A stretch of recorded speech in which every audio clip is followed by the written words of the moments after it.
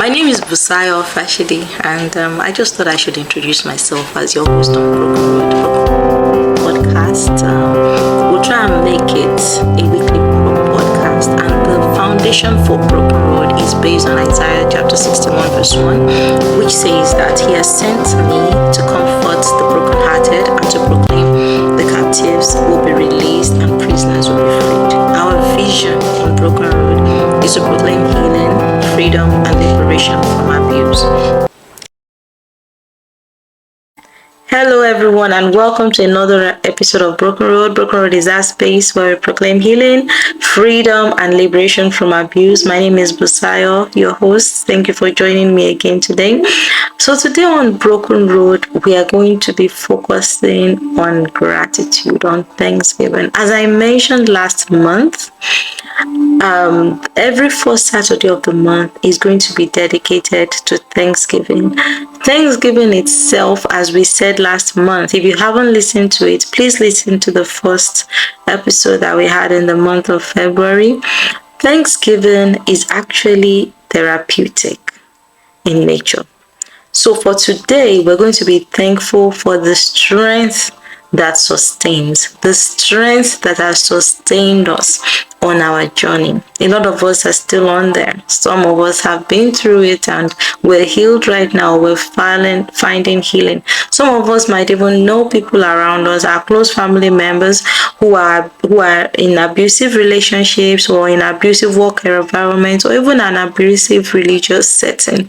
We're just thankful for them. We're thankful for ourselves, for the strength that has sustained us so far. Yes, we're still here, irrespective of what it is that we've been through in life, irrespective of whatever it is that we're presently going through or that we're facing. We are still here and we're still breathing. I read once in one of the books that I've been studying for the abuse, to gain more knowledge in helping with recovering from abuse. And the person said that sometimes we feel as if people who are being abused are weaklings. No, that the reverse is the case. They are strong.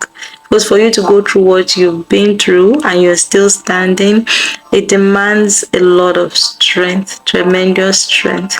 So today we're thankful for that strength that keeps pulling you towards a good future, the strength that keeps pulling you towards hope that there can be a change in the situation. We are thankful for that strength. For me, as I keep saying, I'm a Christian. I view my world through the lens of Christianity. So for me, the strength that has sustained me and the strength that I believe sustains is God. He is the strength that sustains for me personally. So like First Chronicles chapter 29 verse 12 says, wealth and honor come from you alone, for you rule over everything. Power and might are in your hand, and at your discretion people are made great and given strength. So for me, that strength that sustains is God and comes directly from God.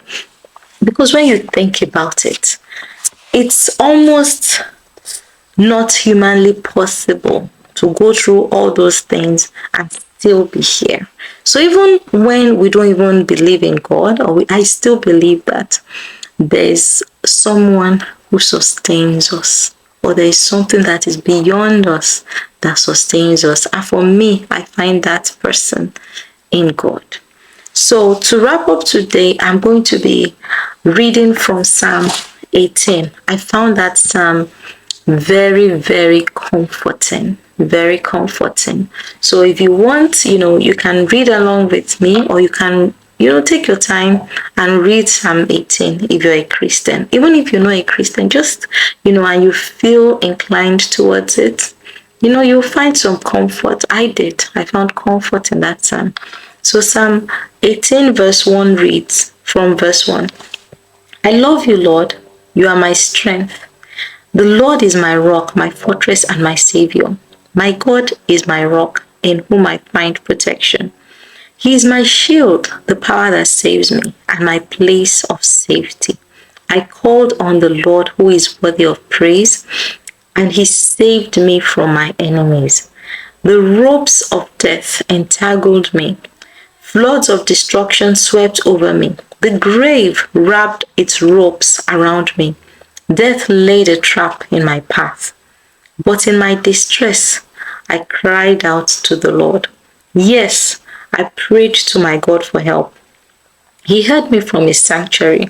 My cry reached to him, reached his ears. Then the earth quaked and trembled.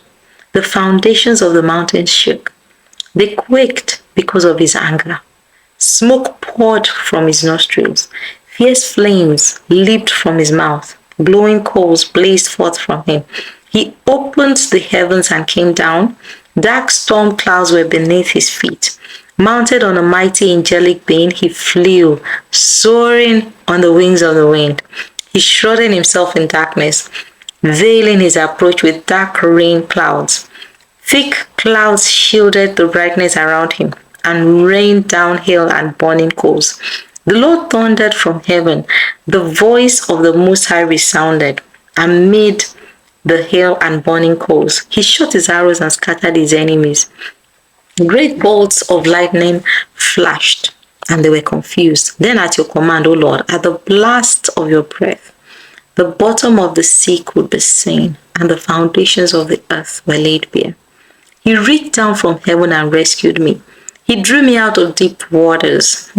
He rescued me from my powerful enemies, from those who hated me and were too strong for me. They attacked me at a moment when I was in distress, but the Lord supported me. He led me to a place of safety. He rescued me because he delights in me. I just want to pause here for a moment, because the reason why initially when I started Broken Road, I had the option of keeping my religion out of it. But then I thought about it. We have been made to see religion as a way of bondage. A lot of us, especially those who are in abusive marital relationships, have been made to remain there under the pretense or the false doctrine that God hates divorce and you just have to endure abuse. I know God hates divorce. It's actually quoted from the Bible. Yes, he does hate divorce. But God does not love abuse, and he will not keep you in an abusive situation. I love this part of the Bible. It shows you that God does not like to see us in distress. No, he doesn't. He does not. And he rescues his children. So let me go on. It says here in verse 19, he led me to a place of safety. He rescued me because he delights in me. The Lord rewarded me for doing right. He restored me because of my innocence. For I have kept the ways of the Lord. I have not turned from my God to follow evil. I have followed all his regulations. I have never abandoned his decrees. I am blameless before God. I have kept myself from sin. The Lord rewarded me for doing right. He has seen my innocence. To the faithful, you show yourself faithful. To those with integrity, you show integrity. To the pure, you show yourself pure. But to the crooked, you show yourself shrewd. You rescue the humble, but you humiliate the proud. You light a lamp for me. The Lord, by the time we start dealing with personality disorders, one of it is narcissism. And one of the things about people who are narcissists is pride. So God is saying that, and a lot of people who, like some of the personality disorders that abuse other people, are narcissists. So here, God is telling us that he rescues the humble. I will look at a warrior as a humble person here, but you humiliate the proud. So the proud, to me, based on my interpretation right here, is anyone, it could be the abuser or whoever it is that is ill-treating us. That is the proud for me here. The Bible says that you light a lamp for me. That is verse 28. The Lord, my God, lights up my darkness. Yes, sometimes it could feel as if we're in darkness. You don't know which way to turn. You don't even know which step to take. But God lights a lamp for us. In your strength, I can crush an army. With my God, I can scale any wall. God's way is perfect. All the Lord's promises prove true. He is a shield for all who look to him for protection. For who is God except the Lord? Who but our God is a solid rock? God arms me with strength, and he makes my way perfect. He makes me as sure-footed as a deer, enabling me to stand on mountain heights. He trains my hands for battle, and he strengthens my arm to draw a bronze bow. You have given me your shield of victory. Your right hand supports me. Your help has made me great. You have made a wide path for my feet to keep them from slipping. I chased my enemies and caught them. I did not stop until they were conquered. I struck them down. Here, the enemies that we're chasing down might not be people. It might be our emotions that we're trying to gain control of. It may be our minds, our intuition that we lost due to psychological abuse that we're trying to regain back. It may be our self-esteem that we lost, that we're trying to regain. So we will not stop until they are all conquered and we become whole again. I struck them down so they could not get up. They fell beneath my feet. You have armed me with strength for the battle. You have subdued my enemies under my feet. You placed my foot on their necks. I have destroyed all who hated me. They called for help, but no one came to their rescue. They even cried to the Lord, but he refused to answer. I ground them as fine as dust in the wind. I swept them into the gutter like dirt. You gave me victory over my accusers. You appointed me ruler over nations. People I don't even know now serve me. As soon as they hear of me, they submit. Foreign nations cringe before me. They all lose their courage and come trembling with their strongholds. The Lord lives. Praise to my God, my rock. May the God of my salvation be exalted. He is the God who pays back those who harm me. He subdues the nations under me and rescues me from my enemies. You hold me safe beyond the reach of my enemies. You hold me safe beyond the reach of my enemies. You save me from violent opponents. For this, O Lord, I will praise you among the nations. I will sing praises to your name. You give great victories to your king. You show unfailing love to your anointed, to David and all his descendants forever. So I'm going to close on this note. It's a very beautiful psalm.